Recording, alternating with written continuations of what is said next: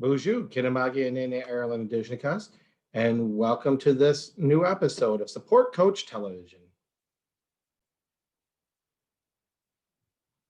Today's episode, Let Freedom Ring, Act 2, the first read, with Kinamagi and Nene Ireland.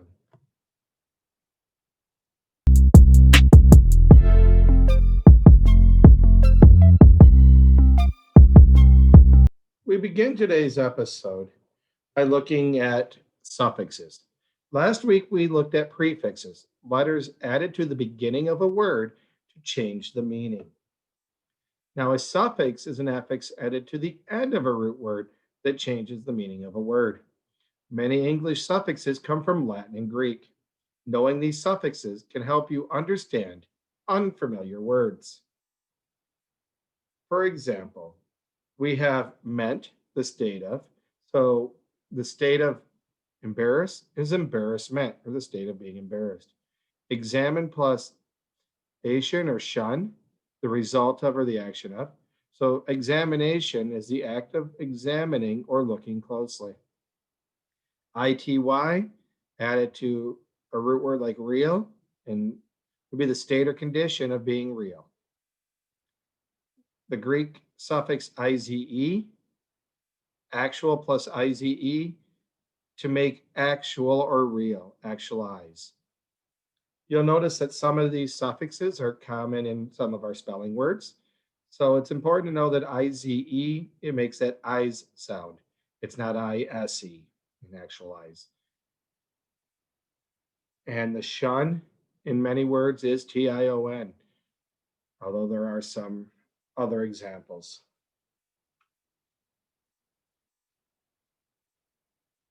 So if I read the line of dialogue for Let Freedom Ring, I know it's not ideal, William, but the majority of the powder will be out by sundown tomorrow.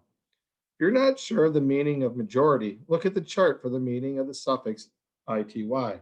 And looking up, it's the state or condition of. So the state or condition of the major or major part, this means that it's a good chunk of it is gone in this case. You can look at words like investigation. You see the shun is the action of or result of, the action of investigating or the result of investigate. Finalize, IZE to make, so add it to final to make final. And amazement, the state of being amazed. These are very common, and I encourage you to memorize the spellings. And then when you come to words that have them and you might not know what they mean, think back to what that previous chart showed you, and you might know some words that you didn't before, which will benefit your comprehension. So let's scroll down to our first read, making predictions.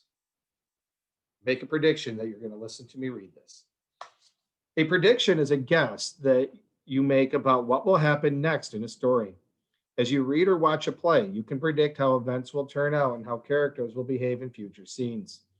Your predictions can be based on what has already happened in the story or on your own experiences. For example, if a character finds a key, you might predict that she will find a secret door or a locked box later in the story.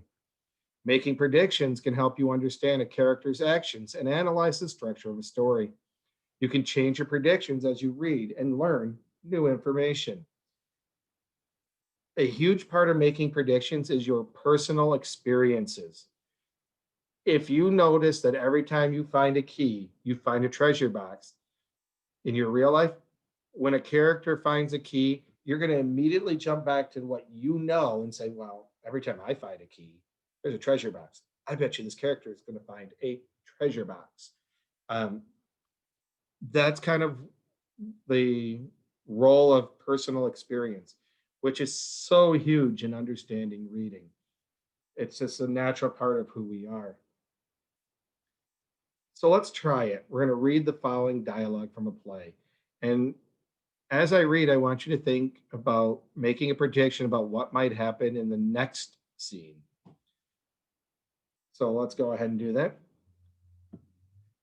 Where have you been?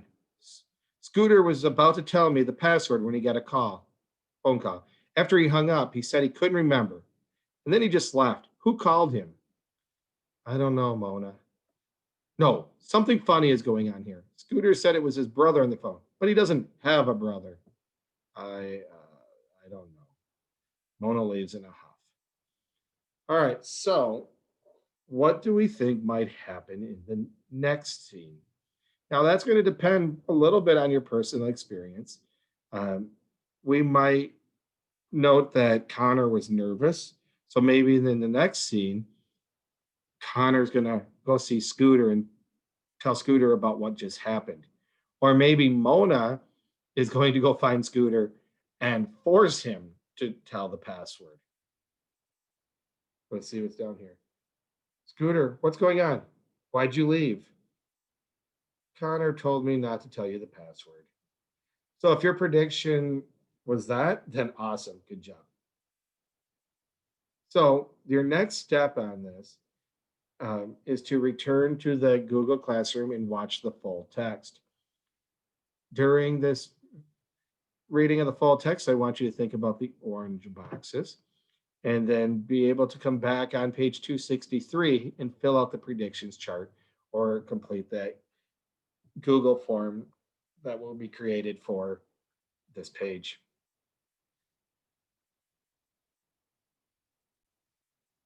I hope you all have a mental Gishigad. Pamapi.